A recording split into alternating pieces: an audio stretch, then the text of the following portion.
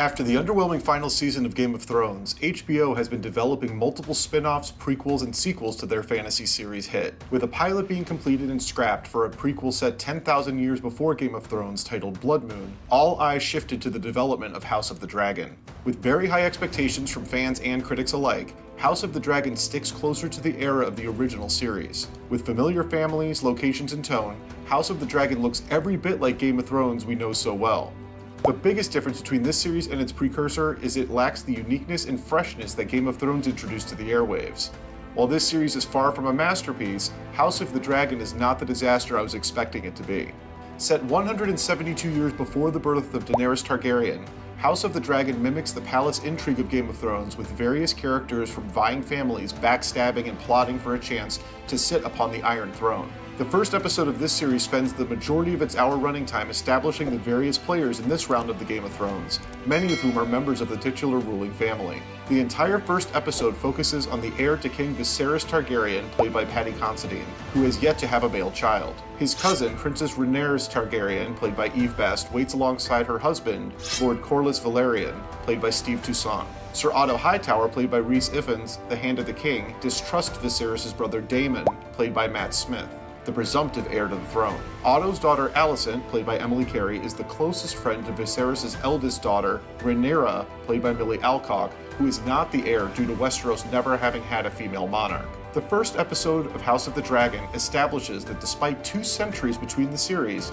Westeros has not changed very much. From technology to culture, both series look virtually identical. Much of this could be due to the involvement of Game of Thrones composer Ramin Djawadi and artist Miguel Sapochnik, both of whom keep the look, feel, and sound of this series in line with its predecessor. The quality of the production values is equal to Game of Thrones, as is the somewhat underwhelming CGI on the dragons. Those large animals are far more abundant in House of the Dragon, and do not seem to be quite the spectacle they were on Game of Thrones. In many ways, House of the Dragon feels like George Lucas's Star Wars prequels, in that we hear familiar names, families, and stories that are meant to connect us to the series set hundreds of years later. But for as much connection as we had to the Lannisters and Starks, this series is forcing us to align with the Targaryen clan and less with an ensemble of different families. While only the first episode was made available for this review, it is clear that House of the Dragon is aiming to replicate Game of Thrones rather than deviate from it.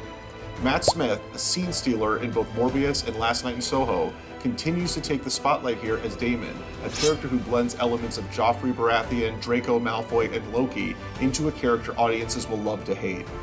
Rhys Ifans and Steve Toussaint also deliver subtle yet impressive performances, while Paddy Considine shines as the monarch facing pressure in securing his legacy.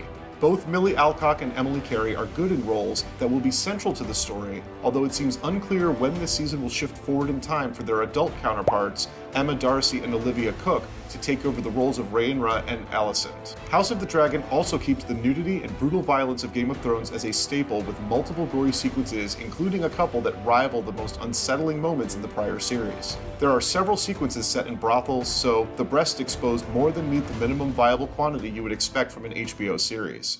If I close my eyes, I can still see her tits bouncing.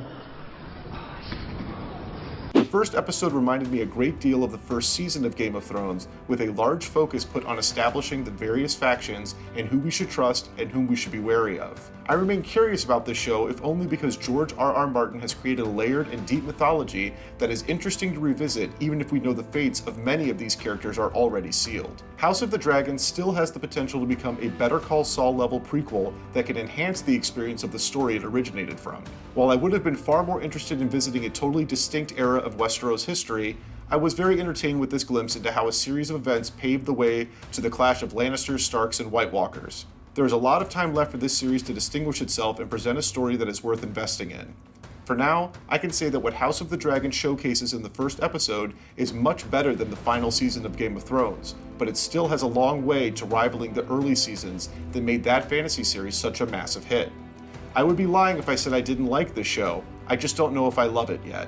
That's why I'm giving it a 7 out of 10. Thanks for watching JoBlo videos. If you like this content, make sure to like this video and click on the bell to receive notifications for our latest videos.